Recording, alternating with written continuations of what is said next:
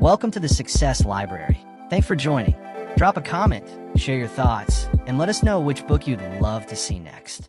How to become the kind of person you admire, even if you don't believe in yourself yet. Chapter 1. Most people focus on what they want to achieve. They say things like, I want to lose 10 kilograms. I want to write a book. I want to save more money.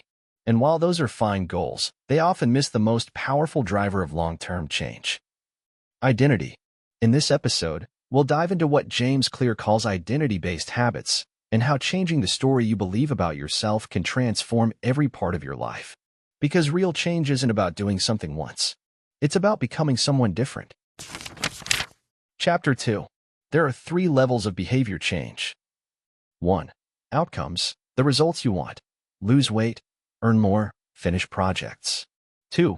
Processes, the systems and habits that get you there. Gym routines, writing schedules, budgeting. 3.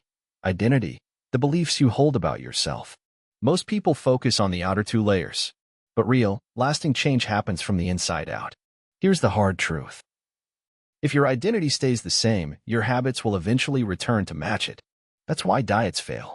That's why productivity hacks don't stick. That's why motivation always fades. You haven't changed the story. Chapter 3. Let's say you're trying to quit smoking. There are 2 ways you can respond when someone offers you a cigarette.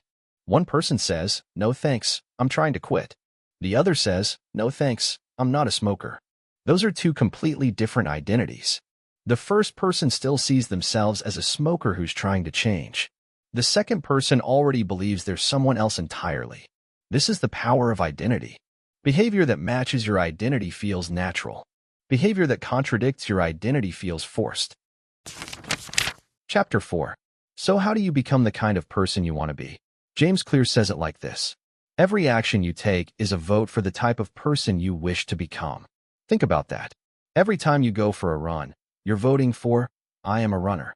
Every time you write, you're voting for, I'm a writer. Every time you save money, you're voting for, I'm financially responsible. You don't need to win every vote. You just need to keep casting votes until the identity becomes real. It's not fake it till you make it. It's prove it till you become it. Chapter 5. This is where most people go wrong. They try to build new habits without upgrading their identity. They say, I want to wake up early, but still believe, I'm not a morning person. They say, I want to get in shape, but deep down think, I've always been lazy. They say, I want to be confident, but hold on to the belief, I'm socially awkward.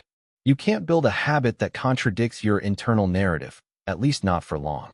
Eventually, you'll revert to the person you believe you are. So the real work isn't just in changing behavior. It's in rewriting identity. Chapter 6. Here's the good news. Your identity isn't fixed. It's not something you're born with. It's something you build. And you build it through small wins, repeated over time. Want to be a reader? Read 1 page every day. Want to be strong? Do 5 push-ups. Want to be disciplined?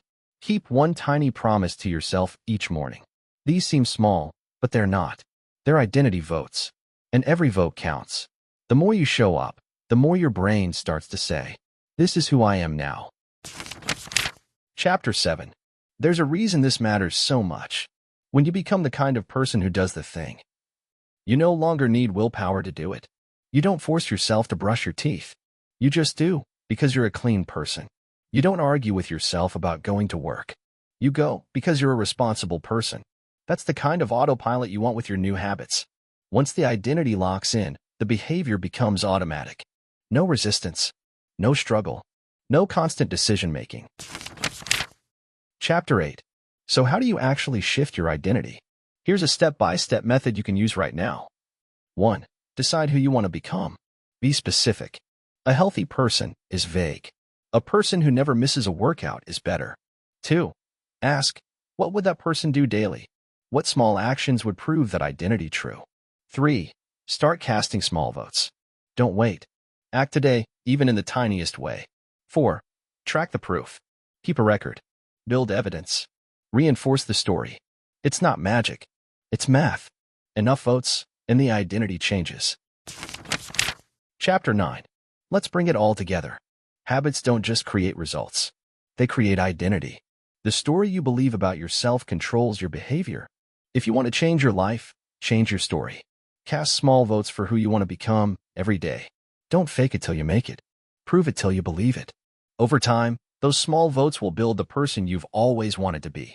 If you want massive change, start small. Not just with action, but with belief. In the next episode, we'll explore the science of how habits are formed and how to make them so obvious and irresistible that you naturally stick to them. We'll also dive into the first of James Clear's 4 laws of behavior change. Make it obvious. Episode 4 will give you the blueprint to start redesigning your environment so it pushes you forward instead of pulling you back.